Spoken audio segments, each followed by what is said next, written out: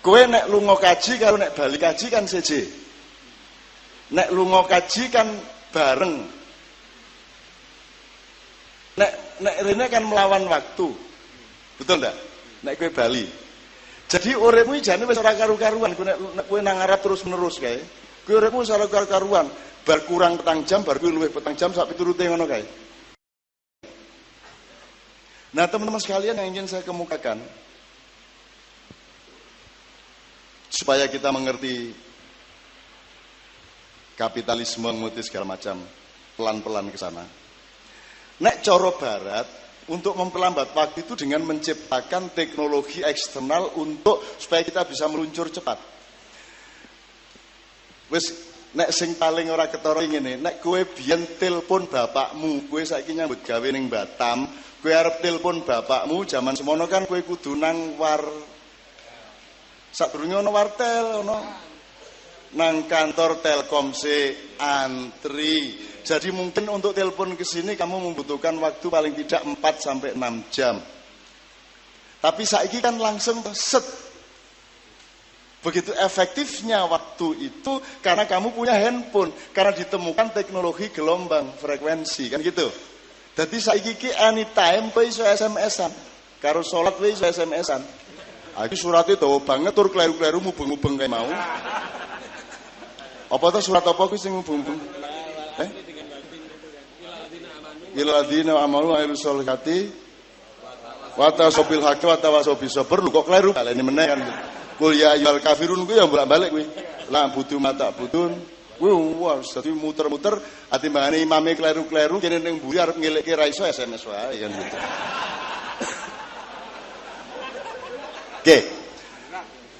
Ini mungkin Anda belum terlalu percaya. Sebenarnya fatwanya kalau disebut fatwa ngene. Nek kowe ora iso nggawe teknologi seperti tantangan beliau tadi.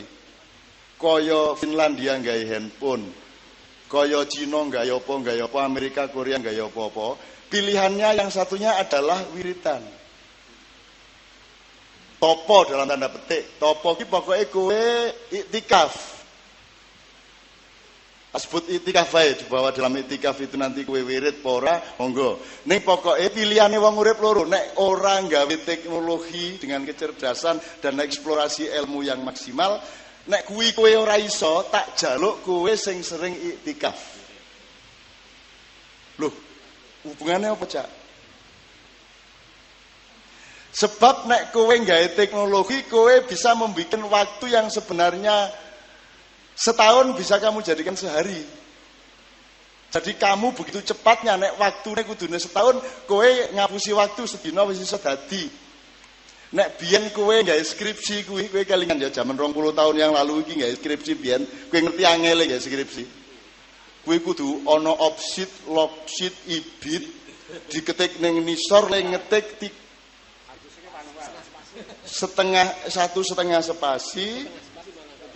setengah spasi rangkep pitu nganggo karbon kae njur wah diputer ini klek-klek nek keliru sak huruf kowe nipek iki njur dibalik meneh nipek iki 7 lapis. Dadi nulis skripsine tok wae itu bisa 100 kali lipat membutuhkan waktu dibanding nulis skripsi saiki. Nek saiki iki tek-tek keliru delete. Find replace. Angger Harwanto diganti Harwanti, wis Harwanto replace Harwanti, wis kabeh terganti Harwanto.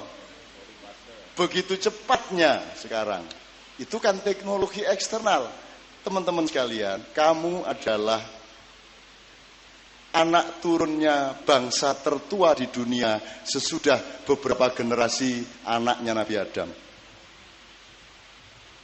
Kalau Gajah Mada hanya sampai Madagaskar, tidak sampai masuk Afrika. Hanya sampai Thailand Selatan dan Filipina Selatan di Mindanao. Tapi mbah-mbahnya Gajah Mada 6.000 tahun sebelum Masehi. Itu bahkan di zaman Romawi itu sudah menguasai dari Peru sampai Somalia di Afrika, Kenya, Thailand dan hampir Indochina di sana.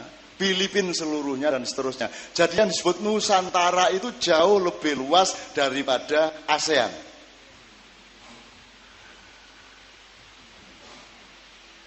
Kemampuan utama mereka adalah kemampuan iktikaf tadi itu. Jadi nek wong barat kuwi nunggangi waktu dengan teknologi, nek wong Jawa nunggangi waktu dengan iktikaf. Iktikaf iki cara Jawane apa? Topo. Semeneng ngene iki. Kira-kira nek kowe ngene. Oke, nanti malam wiritan ayat kursi 10.000 kali. Wis. Kowe tak kei aku kiai ya, kowe tak perintah. Engko tekan ngomah wiritan ayat kursi ping 10.000.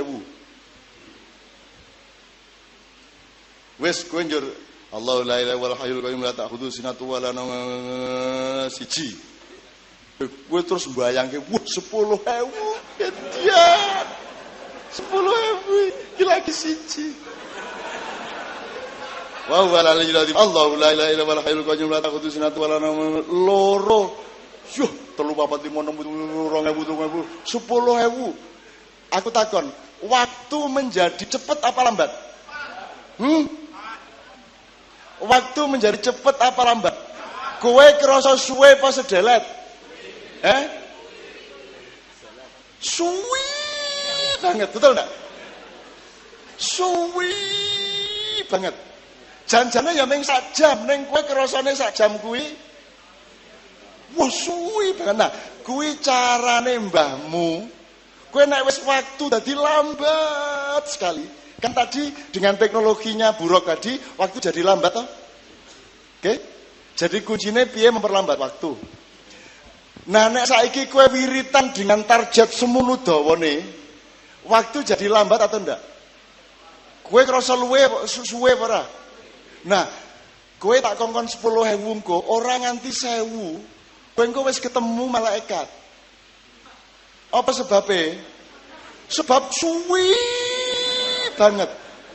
Kalau kamu sudah masuk ke tingkat di mana waktu sangat lamban, berarti kamu sudah terlepas dari normalnya waktu, berarti kamu akan masuk ke frekuensi mbah-mbahmu kuwi. Kamu akan ketemu sama beliau-beliau, kamu akan ketemu sama para malaikat insya Allah. Neng sadurunge ketemu pas kowe entuk selawe kae ketemune jin. Ketemune sapa demit, sapa kae. Nah, neng nek kowe ngliwati terus nganti dan suwe banget iki karo miso-miso sithik kae.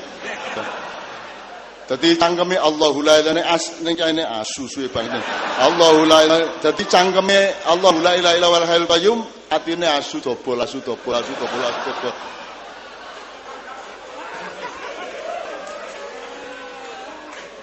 Jadi kenapa wiritan itu disuruh banyak-banyak? Dulu Gusmi itu sering menangani pasien sama saya.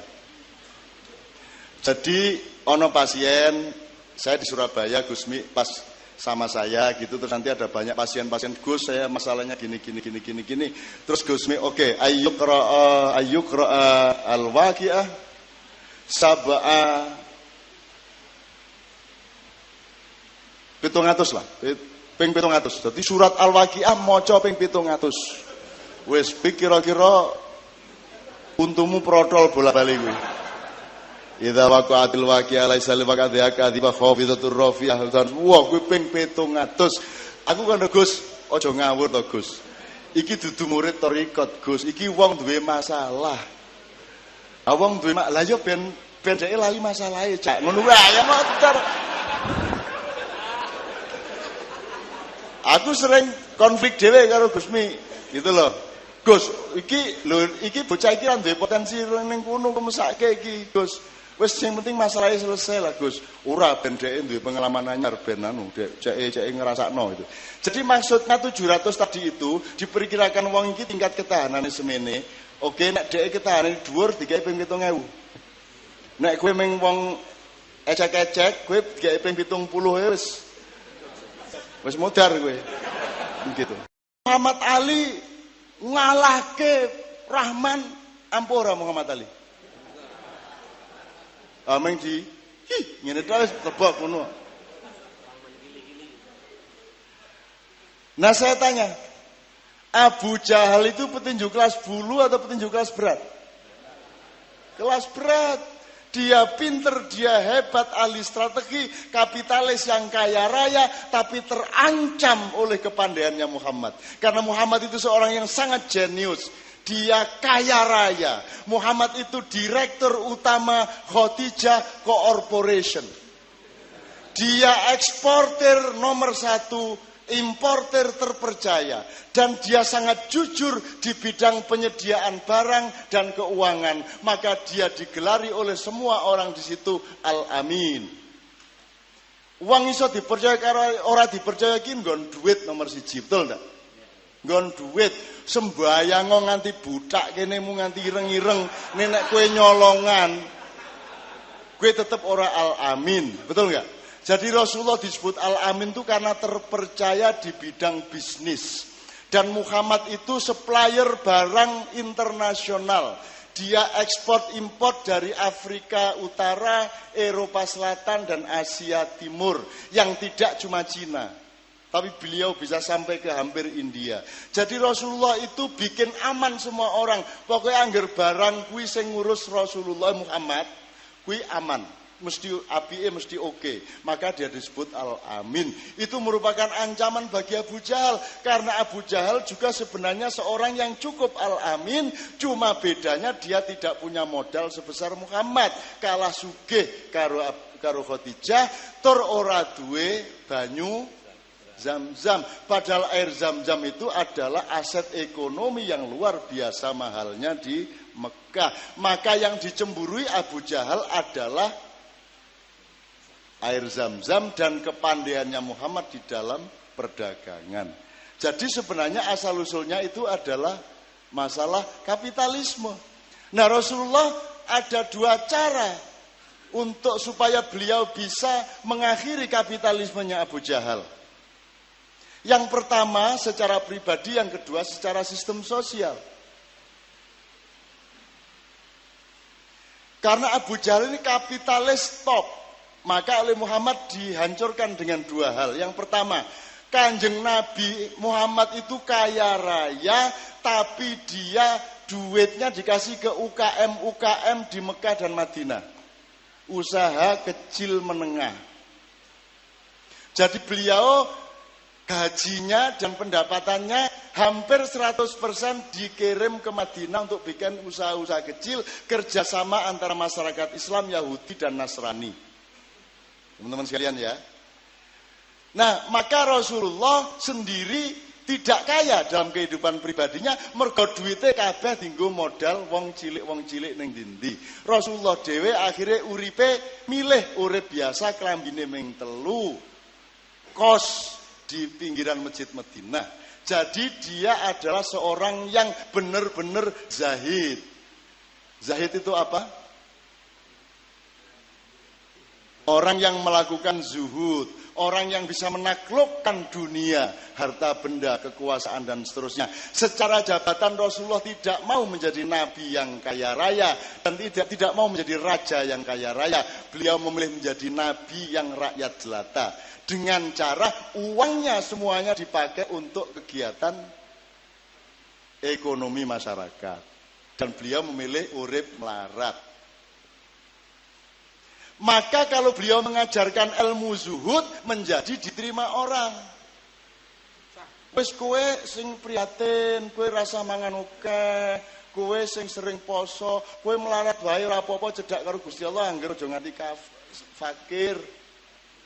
Ning nek sing muruki kowe zahid ngono ki cen wong sing ora sugih, kowe percaya ora? Nek Yai Budi karo aku karo Harwanto, kowe sing zahid kowe. Njur kowe mesti jawab, karang jahe melarat tok. Kae cen ra duwe dhuwit tok. Saiki awake dhewe kon prihatin kaya wong kae ora rego zahid, kae mergo cen ra duwe dhuwit. Jadi ajaran zuhud yang merupakan inti tasawuf itu baru efektif kalau diajarkan oleh orang yang telah membuktikan bahwa dirinya itu kaya raya, tapi mau memberikan hartanya untuk masyarakat. Itu baru zahid. Nek kaya aku, kaya Yai Buti, kaya Harwanto, ora iso nguruki kowe zuhud. Wong kene kere kok. Gitu loh. Nah, maka Rasulullah bisa kita terima ajaran beliau karena beliau membuktikan bahwa semua kekayaan beliau itu beliau setorkan ke Madinah, ke usaha-usaha kecil. Maka ketika Rasulullah berhijrah, beribu-ribu orang menyongsong beliau. Rumah samu wangi gelem teko terbangane rumah samu apa? Apa mergo tresno tok? Ora mergo wis dikake modal. Menungso kok ora ana kok njur meneng-meneng ana caleg teko njur wah terbangan ora ana kuwi mergo caleke mesti wis ngekeki dhuwit ya ora 20.000 begitu juga Rasulullah ndak mungkin dia disambut oleh rakyat Madinah sedemikian rupa kalau dia tidak punya peran konkret di dalam penghidupan mereka. Bukan Rasulullah nyogok tapi beliau punya peran yang sangat konkret di dalam kehidupan nyata mereka sehari-hari. Jadi teman-teman sekalian, terakhir saya mohon ini agak melebar sedikit ke Abu Jahal dan Rasulullah, tapi intinya adalah orasa semelang ke depan, dan sekarang kita mohon orasa orasa gampang masuk angin terhadap berita-berita apapun saja.